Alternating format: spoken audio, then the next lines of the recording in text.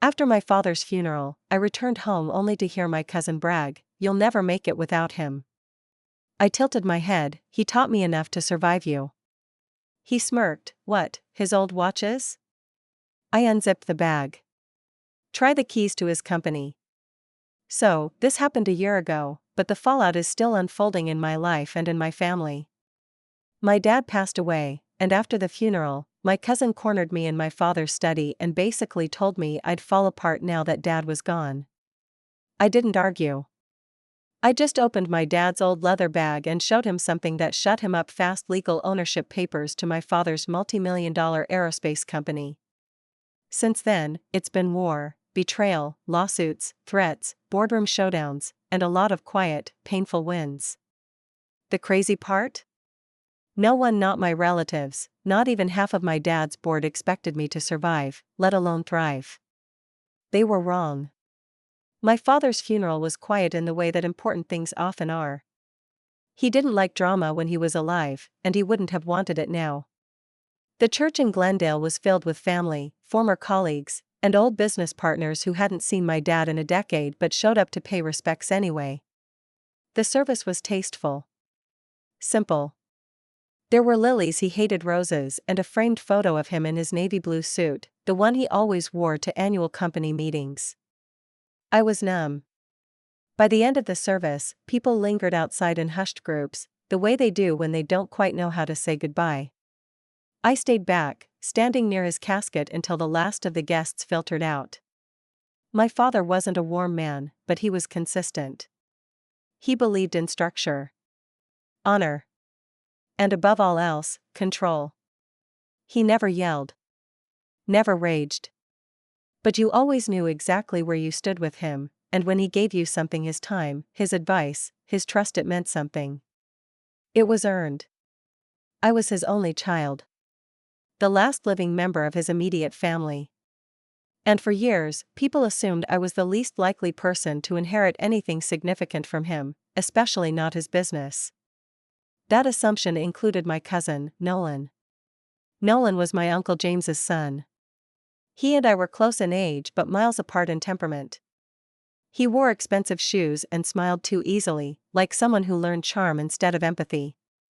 He had always been around the company summer internships, flashy photos at industry events, press releases that subtly name-dropped him as next-generation leadership. But he'd never actually worked. Not really. He liked being seen more than doing anything. After the burial, we all returned to my father's house in Pasadena. It was a sprawling, mid-century place tucked between oak trees, the kind of home that feels like it's made of memory more than wood. I'd grown up there. Every wall held some shadow of my mother, some echo of my father's exacting routines. As people gathered inside, talking in polite, practiced voices, I excused myself and went to the study. I didn't want to cry. I just wanted space. The study still smelled like him: leather, tobacco, old books. His chair was pushed slightly out from the desk, like he'd just stepped away.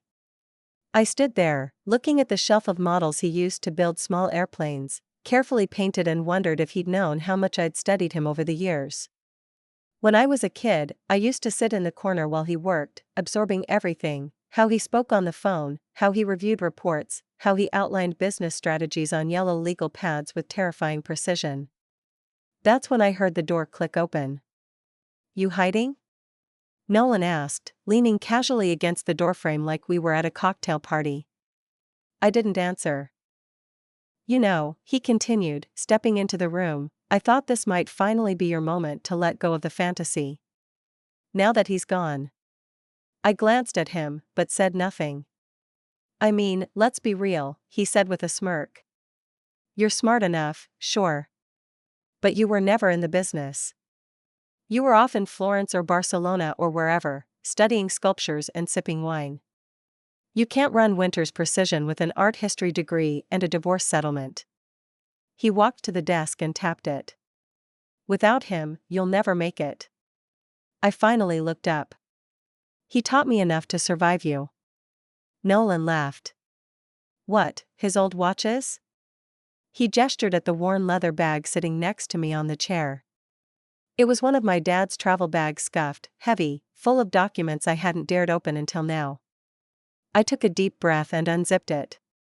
Inside was a thick envelope with the company letterhead, sealed with a notary stamp. I slid it across the desk toward Nolan. "Try the keys to his company." His smirk froze. He picked up the envelope, scanned the contents, and paled. There was a silence so long I could hear the ticking of the old wall clock behind me. "He left you the company?" he finally said, flat and stunned. I nodded once. "He signed it over before the holidays." Quietly. "And it's binding." He didn't say another word. Just turned and walked out. But that was only the beginning. Within a week, Nolan had contested the will. My Uncle James started calling board members, questioning the validity of the succession. Legal letters began showing up in my mailbox. A private investigator even showed up outside my office building once, probably hired to dig into my personal life. What none of them understood was that my father didn't just give me the company. He prepared me for it. For 2 years before he died, we met every week, sometimes twice a week. He walked me through contracts, explained deal structures, introduced me to key employees and board members. He showed me how to spot liars, how to audit supply chains, how to calculate risk like a chess player plans a checkmate. I had taken notes. Dozens of notebooks, full of his voice. I didn't just inherit Winter's precision. I was trained for it. But perception is a powerful thing. And to most of my relatives, I was still just Roxanne the artist. The woman who went to Rome, fell in love with a composer, got married too young, and came home with a broken heart and a freelance teaching gig at a museum. They didn't see the hours I spent poring over shareholder reports while my father coughed his lungs out in the next room. They didn't see me negotiating contracts on his behalf when he couldn't speak without pain. They didn't see the trust he placed in me when he made me his healthcare proxy. To them, I was an interloper. To him, I was the only one worthy. And the business world doesn't care about gossip. It cares about results. I didn't fire Nolan, because he was never actually employed by the company. But I did bar him from future contracts. My Uncle James tried to weaponize some stock options he still held, but the board overruled him when I laid out a better, cleaner future for the company. I consolidated departments, cut non-performing sectors, and restructured the leadership team. We had 3 cruel quarters, but then, it started working. I still remember the first time an employee called me boss and meant it. I was walking through the San Diego facility, and one of the foremen, a guy named Dennis, stopped me to say, "Thanks for keeping us going. You know, we weren't sure, but you've proven it." It stuck with me. Not because I needed the validation, but because it came from someone who mattered. Someone who knew the business from the inside. I haven't spoken to Nolan since the arbitration. He sends vague threats through lawyers sometimes, but the truth is, there's nothing left for him to fight over. He lost the battle the moment my father signed those papers. What people often misunderstand is that legacies aren't built on names. They're built on preparation. And whether my relatives like it or not, I was prepared. The legal storm didn't stop at arbitration. It morphed, evolved. It became whispers among vendors, strange coldness at shareholder mixers, even moments when I'd walk into meetings and sense eyes flickering toward my left hand, not for a ring, but to search for weakness. A lone woman, freshly divorced, recently bereaved, now holding the reins of a decades-old aerospace firm. I knew exactly how they saw me. That didn't scare me. But it made me sharper. My father had always warned me, legacy is a magnet for loyalty and for leeches. Know which is which. I kept that sentence pinned inside my daily planner. I started every day before sunrise. Pasadena is quiet in the early hours, and I used that silence to map out my strategies. I began restructuring operations, starting with redundancies I'd quietly logged over the past year. We were hemorrhaging money on legacy contracts with suppliers we didn't need and consultants who charged 6 figures for opinions no one used. I cut them, one by one. My name wasn't just on the CEO line, it was on every email, every approval slip, every goddamn problem the company faced. At first, there was resistance. I overheard a senior engineer refer to me as the art school heiress in a call he didn't realize I'd been BCC'd on. I didn't fire him. I called him into my office the next day and asked him, very calmly, to explain where I'd been incorrect in my quarterly logistics report. He couldn't. That same month, we landed a mid-sized contract with an up-and-coming clean propulsion startup in Silicon Valley. They wanted flexibility, speed, adaptability. Winter's precision had been slow, monolithic, overly formal. I offered a team-based integration model, something younger companies could relate to. It worked. We beat out 2 other much larger subcontractors.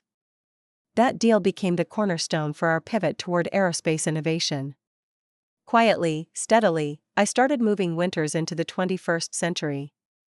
But the family, that was a different kind of problem. Thanksgiving came just 10 months after the funeral. A small dinner was planned at Aunt Ramona's house in La Canada Flintridge. I wasn't going to attend. I'd RSVP'd with a polite no and figured that was the end of it. Then I got a phone call. From my cousin Lela. She was the only person in the extended family who hadn't taken sides. Lela was never interested in the company. She was a pediatric nurse, lived in Santa Monica with her partner and 2 dogs, and rarely got involved in family drama. But she called and said, "Rox, I think you should come. They're spinning a narrative. It's getting ugly." That's all she said. So, I went. I wore a simple gray dress and brought a bottle of very expensive wine, not because I was trying to impress anyone, but because I knew Nolan would notice it and feel compelled to match it with some story about his latest business trip. Sure enough, he did. Dinner was awkward from the start. James avoided eye contact. Nolan smiled too much. Everyone else kept their comments lukewarm and safe. Until dessert. That's when Nolan decided to speak directly to me for the first time in months. "So," he said, swirling his wine, "how's your little empire going?" I didn't react. I took a sip of water and smiled lightly. "Busy. We're growing faster than expected." He tilted his head. "Must be challenging. Wearing that many hats. CEO, finance lead, operations head. Doesn't sound sustainable." I could see what he was doing. He wasn't talking to me. He was talking to the room. Planting doubt. I didn't respond right away. Then I said, "We'll be announcing a new COO next quarter. Former VP from Northrop Grumman. Someone Dad would have approved of." There was a beat of silence. That was the thing about these people, they always underestimated me. Nolan still believed I was trying to do it all alone, when in reality, I'd spent the last few months building a team behind the scenes: legal, HR, operations, marketing. Smart people. Loyal people. People who didn't care about my last name, only my track record. James muttered something under his breath, and someone cleared their throat. The moment passed. But the tension stayed.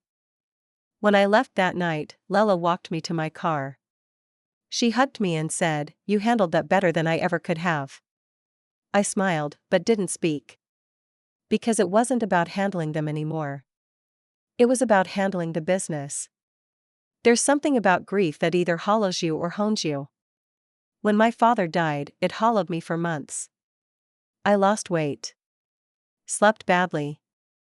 Started keeping lists on sticky notes instead of using digital tools, just to feel like I had control over something. But slowly, with each decision, each board win, each quiet meeting that went right, I began to fill back up, not with ego, but with purpose. I visited his grave on Christmas morning. It was early, still dark.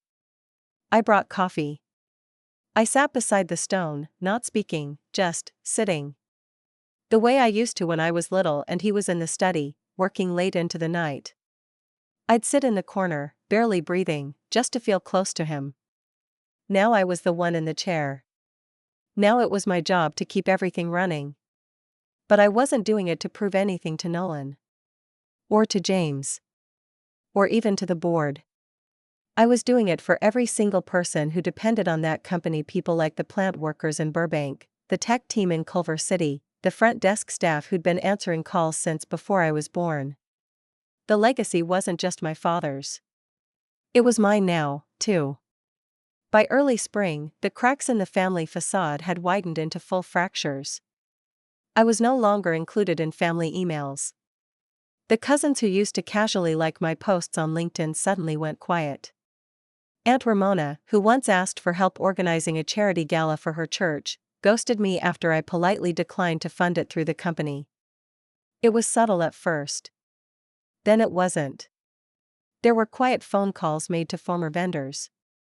I found out through a friend in procurement that Nolan had reached out to one of our aerospace machining subcontractors and suggested that Winters Precision was under new, unsteady management.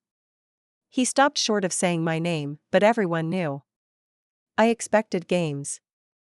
What I didn't expect was betrayal from someone inside the company. It started with odd delays. Purchase orders that should have cleared in 2 days took 2 weeks. Internal memos were being selectively forgotten by my executive assistant, who had been hired by my father years ago and always seemed dependable. Then I noticed that certain meetings I scheduled would get rescheduled without my knowledge, or worse, happen without me altogether. I confronted Ava, my assistant, in the office late one Thursday evening. The halls were quiet. Outside, the January rain was starting up again, smearing the parking lot in sheets of silver. "Ava," I said, my tone calm but clipped, "have you been rerouting my executive calendar?" She looked up slowly from her desk, her expression neutral. "Not unless you asked." "But you've accepted reschedule requests without confirming with me?" A pause. A blink. I assumed they were okay. That was it. Just that. Not defensive. Not apologetic. And somehow, even more unnerving because of it. I walked back into my office, shut the door, and sat in the dark for 10 minutes. Then I opened my laptop and started checking call logs, access logs, email traces, anything that could give me insight into what was really going on. It took me a week to piece it together. Ava had been forwarding sensitive internal communication strategy documents, vendor bids, even internal performance reports to an outside email address. It didn't take long to confirm that the address was linked to a private consulting firm in Century City. A firm owned by Nolan's new consulting group. I felt sick. She had been his eyes and ears inside my office the entire time.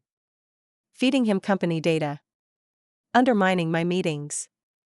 Slowing me down just enough to make me question my own competence. I didn't yell. I didn't call her into my office for a confrontation. I forwarded the data to our legal team. They moved quickly. Within 48 hours, Ava was escorted from the building by security. Her access revoked. Her pension frozen pending investigation. We pressed charges. That week, I sat in front of the board and presented everything. Every compromised document, every manipulation of internal workflow. I laid out exactly how the breach occurred, how we fixed it, and what new data security measures I had already implemented to prevent it from happening again. The board didn't just back me. They stood up when I finished. Not out of obligation but respect. But the damage had already reached the press. The LA Business Journal ran a short piece titled, "Winters Precision Rocked by Internal Hampered Family Rift Deepens." The phone didn't stop ringing for days.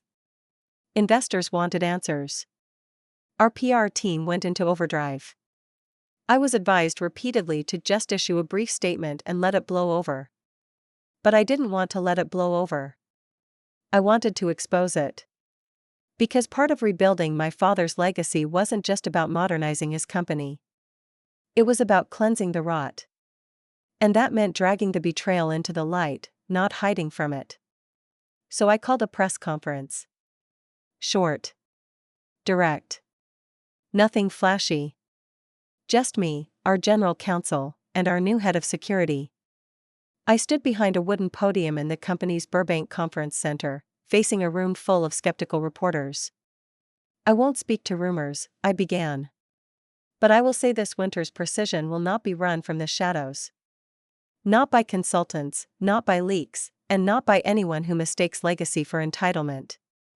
We have taken steps to secure our systems, protect our employees, and defend our integrity. That is what leadership requires. The room was quiet. Not everyone clapped. I didn't need them to. The next few weeks were cruel. We lost a small contract with a European firm, too much press heat. A few mid-level employees resigned, citing uncertainty. I saw fear in some eyes. Doubt in others. But most stayed.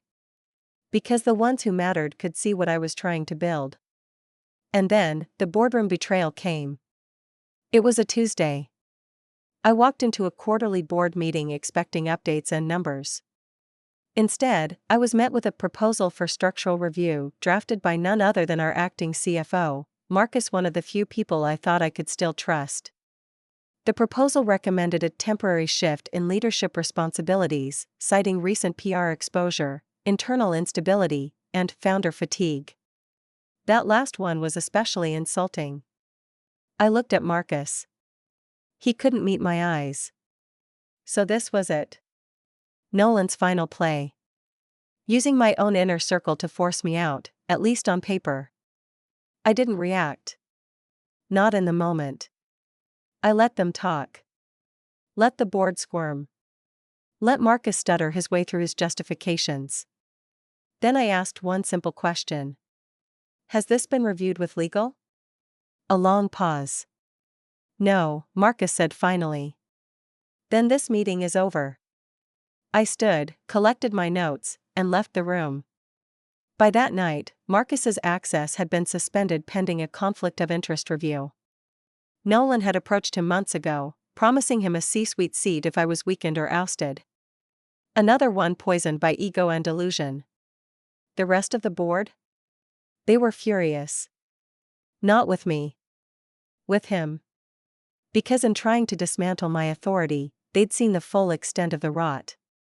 And they realized I wasn't the unstable one.